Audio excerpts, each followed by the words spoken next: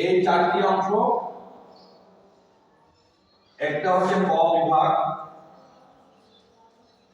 একটা হচ্ছে খ বিভাগ, আর একটা হচ্ছে গ বিভাগ, আর একটা হচ্ছে ঘ বিভাগ। ক বিভাগে থাকবে কি? গদ্য। গদ্য থেকে প্রশ্ন থাকবে চারটি। খ বিভাগে হচ্ছে পদ্য অর্থাৎ কবিতা, এখান থেকে প্রশ্ন থাকবে তিনটি। মোট প্রশ্ন থাকবে তিনটি, মোট কয়টা থাকবে একটা প্রশ্ন? গ বিভাগ হচ্ছে নাটক। নাটক আছে না আপনাদের? জি নাটক আছে? জি। আসেন, এখান থেকে প্রশ্ন থাকবে দুইটি। দুইটি। ঘ বিভাগে হচ্ছে উপন্যাস।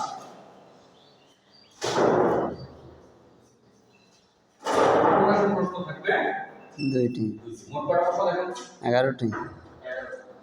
এই পুরো প্রশ্নটার মধ্যে 11টি প্রশ্ন, 11টি প্রশ্নের উত্তর আপনাদের লিখতে হবে। ঠিক আছে? 11টি প্রশ্ন তো লিখতে হবে। কয়টা লিখতে হবে? 7টি। এই এখান থেকে চারটা গদ্য, বাদ্যযন্ত্র যেটা বলতেছি, গদ্য অংশ থেকে চারটা থাকে, চারটার মধ্যে কয়টা উত্তর দিতে হবে? বাদ্যযন্ত্র তিনটা। কবিতা থেকে দুইটি, এখান থেকে মোট কথা একটা, এখান থেকে একটা, মোট কয়টি? 7টা। এই 7। বুঝতে পারছেন? তাহলে পুরো প্রশ্নে আমাদের প্রশ্ন থাকবে, পুরো কোশ্চেনটাতে, পুরো ওই যে বোর্ড পরীক্ষার কোশ্চেনটাতে প্রশ্ন থাকবে মোট কয়টি? 11টি। 11টি। উত্তর দিতে হবে কয়টি? 7টি। 7টি। কিন্তু বাধ্যতামূলকভাবে আপনাকে ক বিভাগ, খ বিভাগ, গ বিভাগ, খ বিভাগ অবশ্যই একটা এক্সাম, কোনটা কত আছে সেটা এক্সাম করতে হবে। ক বিভাগ থেকে 4টা প্রশ্ন থাকবে, সেটাতে বাধ্যতামূলক আপনাকে 3টা দিতে হবে। খ বিভাগ থেকে 2টি, গ বিভাগ থেকে 1টি, ঘ বিভাগ থেকে 1টি। উপন্যাস, নাটক বাদ যেতে পারবে না, পদ্য বাদ দেওয়া যাবে না। প্রত্যেকটা থেকে প্রশ্নের উত্তর সেম। এবার আপনার সময় হচ্ছে কত? 150 মিনিট। এই 150 মিনিট আপনাকে এই 7টা প্রশ্নে কমপ্লিট করতে হবে। এখন আপনি ধরেন 7টা প্রশ্ন আপনি যদি উল্লেখ করতে দেন, অ্যানসার করতে দেন, প্রতিটি প্রশ্নতে আপনি কত মার্ক পাচ্ছেন? টোটাল হচ্ছে 140 মিনিট। আচ্ছা না? দুটো ঠিক আছে না? ঠিক আছে। প্রতিটি প্রশ্নে কত মিনিট দিতে হবে? সর্বোচ্চ 20 মিনিট। আর হচ্ছে যদি জানতে পারেন, ঠিক আছে? তাহলে সর্বোচ্চ আপনাকে এখানে বলে আপনি যদি দেখে লিখবেন, বলে দিলাম আর প্রশ্ন দেখে আমি এই জায়গাটাতে অনেক খুশি, এটা আমরা পারি। আপনারা দেখে লিখেন, বুঝতে লিখেন আর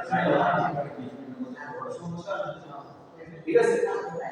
এই 20 মিনিটে আপনারা যদি লেখা শেষ করেন, তাহলে আমার হাতে টোটাল নাম্বার আছে, টোটাল সময় ছিল কত? 50 মিনিট। 150। তাহলে আপনি অতিরিক্ত থাকতেছে কত? 10 মিনিট। 10 মিনিট। এটা হচ্ছে অতিরিক্ত সময়। ঠিক আছে? তাহলে আমরা দেখতেছি যে 7টা প্রশ্ন যদি আমি দেখে দেখে লিখি, বলে দিলাম দেখে দেখে লিখি, 20 মিনিটের মধ্যে আপনাকে শেষ করতে হবে, 140 মিনিটের মধ্যে কমপ্লিট করতে হবে, আর 10 মিনিট করতে হবে। এই 10 মিনিট আমি কি করব? ঠিক আছে? এবার আমরা এত কিছু লিখলাম, এটা বুঝেছেন তো? চারটা হচ্ছে তো? হ্যাঁ, এটা মোস্ট ইম্পর্টেন্ট। যেগুলো সবচেয়ে আমরা ওই যে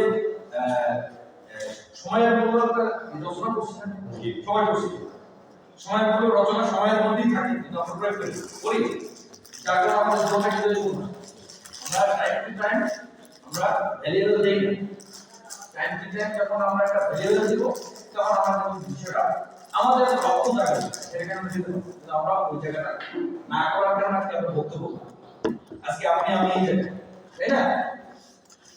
এখন স্যার এখানে একটা কথা হচ্ছে, আমি যখন গত বছর পরীক্ষা দিই, আপনার 1 নম্বর প্রশ্ন উত্তর আর 2 নম্বর প্রশ্ন উত্তর ধরেন একের 1 নম্বরে ক খ গ গহ এটা যখন দিলেন এক একটা দুইটা ডিগ্রি ভিত্তি করে 3 নম্বরে ক্ষেত্রে স্যার একটু বড় করতে গিয়ে ওটা এভারেজ আমরা 5 থেকে 5 মিনিট আর যে 4 নম্বরটা ওইটা লেগে যায় 10 মিনিট ওই টাইম টেবিল করতে